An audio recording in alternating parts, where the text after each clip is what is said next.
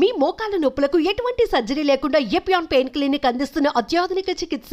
జాతీయ స్థాయిలో ఏడీఆర్ సంస్థ ఒక అధ్యయనాన్ని చేసింది. ఈ అధ్యయనంలో మొత్తం దేశవ్యాప్తంగా ఉన్నటువంటి అన్ని రాష్ట్రాల ముఖ్యమంత్రులు ఎవరు ధనికులు, వారికి సంబంధించినటువంటి ఆస్తుల వివరాలు ఏంటి అనేటువంటి ఒక అధ్యయనాన్ని చేసింది. ఆ అధ్యయనంలో ఆంధ్రప్రదేశ్ ముఖ్యమంత్రి చంద్రబాబు నాయుడు గారు తొలి స్థానంలో ఉన్నారు. చివరి స్థానంలో పశ్చిమ బెంగాల్ ముఖ్యమంత్రి మమతా బెనర్జీ ఉన్నారు. ఆ ఆస్తులేంటి, దానికి సంబంధించినటువంటి వివరాలు ఏంటో మీకు వివరించే ప్రయత్నం చేస్తాను. ఇక్కడ దానికి సంబంధించినటువంటి వివరాలనంతా కూడా ఏడీఆర్ సంస్థ డీటెయిల్స్ ఇచ్చినటువంటి పరిస్థితి మనం ఇక్కడ చూడవచ్చు. సో ముందుగా అంటే 2 విభాగాల్లో చేయడం జరిగింది. అంటే ముఖ్యమంత్రులకు సంబంధించినటువంటి క్రిమినల్ కేసులు ఎన్నున్నాయి, అదేవిధంగా ముఖ్యమంత్రులకు సంబంధించినటువంటి వారి కుటుంబంతో కలిపి ఆస్తుల వివరాలు ఏంటి అంటే, వారి కుటుంబం అంటే వారి సతీమణి, ఆయా ముఖ్యమంత్రి లేదా ఆయా ముఖ్యమంత్రి వారి భర్త, ఇలా వారికి సంబంధించినటువంటి డేటాను ఒకసారి కలెక్ట్ చేసింది. అందుకు సంబంధించినటువంటి వివరాలను ఒకసారి మీకు వివరించే ప్రయత్నం అయితే చేస్తాను. ప్రస్తుతం మనం ఆస్తుల వివరాలను ఒకసారి పరిశీలించినట్లయితే ఈ ఏడీఆర్ సంస్థ అంటే అసోసియేషన్ ఫర్ డెమోక్రటిక్ రిఫార్మ్స్ అనేటువంటి ఏడీఆర్ సంస్థ ఇచ్చినటువంటి డేటా ఇది. Analysis of current chief ministers from 28 state assemblies and 3 union territories of India 2024. Total assets of the chief ministers in crores, అంటే కోట్ల రూపాయలు ఎట్లా అనేది స్టేట్ వైజ్గా ఇచ్చింది. సో ఒకసారి మనం జూమ్ చేసి చూసేటువంటి ప్రయత్నం అయితే ఒకసారి చేద్దాం. సో ముందుగా మనం ఇక్కడ చూడవచ్చు, ఇక్కడ మనం చూసినట్లయితే మొత్తం 28 రాష్ట్రాలకు సంబంధించి ఆంధ్రప్రదేశ్ ముఖ్యమంత్రి తొలి స్థానంలో ఉన్నారు.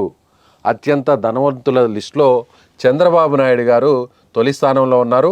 ఆయనకు సంబంధించి ఎంత ఆస్తులు ఉన్నాయనేటువంటి విషయాన్ని ఒకసారి మనం చూస్తే 931 కోట్లు ఉన్నాయి. 931 కోట్ల 83 లక్షల రూపాయలు ఉన్నాయి. ఫస్ట్ ప్లేస్లో చంద్రబాబు నాయుడు గారు ఉన్నారు. అంటే ఆయనకు సంబంధించి చూస్తే 36 కోట్లు మాత్రం ఆయనకు వ్యక్తిగతంగా ఆయనకు ఆస్తులు ఉన్నాయి, ఆయన పేరిట ఉన్నటువంటి ఆస్తులు. అదేవిధంగా ఆయన సతీమణి భువనేశ్వరి గారి పేరు మీద దాదాపుగా 895 కోట్లు ఆమె పేరు మీద ఉన్నాయి. అంటే హెరిటేజ్ సంస్థకు సంబంధించినటువంటి ఆస్తులే ఇందులో ఎక్కువగా ఉన్నాయి, మెజారిటీ షేర్ ఉంది. కేవలం 36 కోట్లు మాత్రమే చంద్రబాబు నాయుడు గారి పేరు మీద ఉన్నాయి. కాబట్టి ఇవన్నీ కలుపుకుంటే మొత్తం 931 కోట్లు ఉంది అనేది ఇక్కడ ఈ అధ్యయన సంస్థ రిలీజ్ చేసినటువంటి డేటా ఇక్కడ మనకు కనిపిస్తుంది. ఆ తరువాత స్థానంలో ఎవరున్నారు అంటే ఈ 931 కోట్లకు గాను అప్పు వివరాలను చూసినట్లయితే దాదాపుగా 10 కోట్ల రూపాయల అప్పు ఉన్నట్లుగా ఇక్కడ వివరించారు. సో ఇక మిగిలినటువంటి ముఖ్యమంత్రుల వివరాలను ఒకసారి మనం పరిశీలించినట్లయితే అందులో 2వ స్థానంలో అరుణాచల్ ప్రదేశ్, అంటే ఆల్ఫాబెటికల్ లాగానే ఇక్కడ మనకు కనిపిస్తుంది. ఆంధ్ర ఫస్ట్ ఉంది కాబట్టి ఆంధ్రప్రదేశ్ ఫస్ట్ ప్లేస్లో ఉంది, అరుణాచల్ ప్రదేశ్ నెక్స్ట్ ప్లేస్లో ఉంటుంది కాబట్టి ఆల్ఫాబెటికల్గా చూసినా ఆ పరంగా చూసినా కూడా ఇక్కడ కూడా ధనవంతుల లిస్టులో అరుణాచల్ ప్రదేశ్ ముఖ్యమంత్రి 332 కోట్ల రూపాయల ఆస్తును కలిగి ఉన్నట్టు వారి కుటుంబానికి ఇక్కడ చూపించింది. ఇక థర్డ్ ప్లేస్ విషయానికి వస్తే 3వ స్థానంలో కర్ణాటక ముఖ్యమంత్రి యడ్యూరప్ప ఉన్నారు. ఆయనకు 51 కోట్ల రూపాయలు ఉన్నాయి. ఆ తర్వాత 4వ స్థానం నాగాలాండ్ ఉంది, 5వ స్థానం మధ్యప్రదేశ్ ఉంది, పాండిచ్చేరి 6 ఉంది. తెలంగాణ ముఖ్యమంత్రి రేవంత్ రెడ్డి 7వ స్థానంలో ఉన్నారు. రేవంత్ రెడ్డి ఉన్నటువంటి వారి కుటుంబానికి, ఆయన భార్యకు, ఆయనకు పరిమిత ఉన్నటువంటి ఆస్తులను ఒకసారి పరిశీలించినట్లయితే తెలంగాణ ముఖ్యమంత్రి రేవంత్ రెడ్డికి 30 కోట్ల రూపాయలు ఉన్నాయి. సో 30 కోట్ల రూపాయల 4 లక్షల రూపాయల ఆస్తులు ఉన్నట్లుగా మనకి తెలుస్తుంది. ఇక మిగిలినటువంటి ముఖ్యమంత్రులు ఒకసారి మనకు తెలిసినటువంటి రాష్ట్రాలను ఒకసారి మనం పరిశీలించినట్లయితే ఇక్కడ చూడవచ్చు, తమిళనాడు ముఖ్యమంత్రి స్టాలిన్ పేరిట 8 కోట్ల రూపాయల ఆస్తులు మాత్రమే ఉన్నట్టుగా అక్కడ మనకి స్పష్టంగా కనిపిస్తుంది. ఇక ఆల్రెడీ మనం చెప్పాం కర్ణాటక ముఖ్యమంత్రి 3వ స్థానంలో ఉన్నారని. అలాగే చివరి నుంచి చూసినట్లయితే వెస్ట్ బెంగాల్ ముఖ్యమంత్రి మమతా బెనర్జీకి కేవలం 15 లక్షల రూపాయల ఆస్తులు మాత్రమే ఉన్నట్టుగా కనిపిస్తుంది. ఇక కేరళ ముఖ్యమంత్రి పినరయి విజయన్ దాదాపు 1,18,00,000 మాత్రమే ఆయనకు ఆస్తులు ఉన్నాయి. ఆ తర్వాత నూతనంగా వచ్చినటువంటి ఢిల్లీ ముఖ్యమంత్రికి 1,41,00,000 రూపాయల ఆస్తులు మాత్రమే ఉన్నాయి. ఇది అత్యంత ధనవంతుల జాబితాను ఏడీఆర్ సంస్థ రిలీజ్ చేసింది. సో అందులో చంద్రబాబు నాయుడు గారు ఫస్ట్ ఉన్నారు. ఇక కేసుల వివరాలను ఒకసారి పరిశీలించేటువంటి ప్రయత్నం చేస్తాం.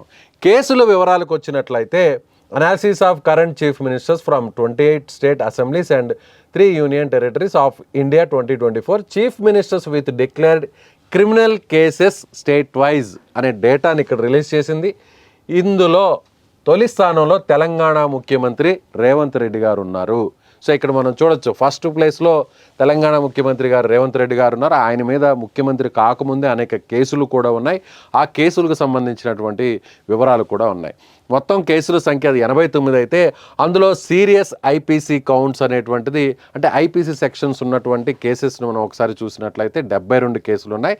అలాగే అదేవిధంగా తమిళనాడు ముఖ్యమంత్రి స్టాలిన్ మీద 47 కేసులు ఉన్నాయి. అందులో సీరియస్ ఐపీసీ కౌంట్స్ కింద 11 ఉన్నాయి. ఇక ఆంధ్రప్రదేశ్ ముఖ్యమంత్రి చంద్రబాబు నాయుడు పేరు మీద 9 కేసులు ఉన్నాయి. అందులో సీరియస్ ఐపీసీ కౌంట్స్ కింద 32 కేసులు ఇక్కడ ఉన్నాయి. ఆయన 3వ స్థానంలో ఉన్నారు క్రిమినల్ కేసెస్ విషయంలో. ఫస్ట్ ప్లేస్లో తెలంగాణ ముఖ్యమంత్రి రేవంత్ రెడ్డి, సెకండ్ ప్లేస్లో తమిళనాడు ముఖ్యమంత్రి స్టాలిన్, ఆంధ్రప్రదేశ్ ముఖ్యమంత్రి చంద్రబాబు నాయుడు 3rd ప్లేస్లో ఉన్నారు. ఇక 4th ప్లేస్లో కర్ణాటక ముఖ్యమంత్రి యడ్యూరప్ప ఉన్నారు. మొత్తం కేసుల సంఖ్య 13 అయితే అందులో సీరియస్ ఐపీసీ కౌంట్స్ కింద 6 ఉన్నట్లుగా మనకి ఇక్కడ కనిపిస్తుంది. అంటే ఒక రకంగా చెప్పాలంటే క్రిమినల్ కేసులన్నీ కూడా దక్షిణ భారతదేశంలోని సౌత్ ఇండియాలో ఉన్నటువంటి రాష్ట్రాల ముఖ్యమంత్రుల మీదే ఇక్కడ మనకి ఉన్నాయి. అంటే ఆ కేసులు మోపబడినాయా, లేకపోతే ప్రభుత్వాలు గిట్టగా ఏమన్నా కేసులు పెట్టినాయా, రాజకీయ కక్షలతో కేసులు పెట్టినాయా, ఈ విషయాలన్నింటినీ కూడా పక్కన పెడితే, అందులో ఉన్నటువంటి కేసులు ఎంతవరకు కరెక్టు అనేది పక్కన పెడితే, మొత్తానికి కేసుల సంఖ్య పరంగా చూస్తే తెలంగాణ ఫస్ట్ ప్లేస్లో, తమిళనాడులో సెకండ్ ప్లేస్లో, ఆంధ్రప్రదేశ్ 3rd ప్లేస్లో, కర్ణాటక 4th ప్లేస్లో ఉందని చెప్పాలి. సో సౌత్ ఇండియాలో ఉన్నటువంటి కేసుల సంఖ్య దాదాపుగా మొత్తం దేశవ్యాప్తంగా ఉన్నటువంటి కేసులతో పోలిస్తే దాదాపుగా సగభాగానికి పైగా ఉన్నటువంటి కేసులు మన సౌత్ ఇండియాలో ఉన్నటువంటి ముఖ్యమంత్రుల మీదే ఉన్నాయని చెప్పాలి. ఇక జార్ఖండ్ ముఖ్యమంత్రి మీద 5-7, మహారాష్ట్ర ముఖ్యమంత్రి మీద 4-2, ఇక హిమాచల్ ప్రదేశ్ ముఖ్యమంత్రి మీద 4-1, కేరళలో 2-2, సిక్కిం 1-1, ఒడిశాలో 1, పంజాబ్ 1, రాజస్థాన్ 1, ఢిల్లీ ముఖ్యమంత్రి మీద 1. ఇలా మొత్తం కేసుల సంఖ్యకు సంబంధించి ఈ రిపోర్ట్స్ అయితే ఇచ్చినటువంటి పరిస్థితి.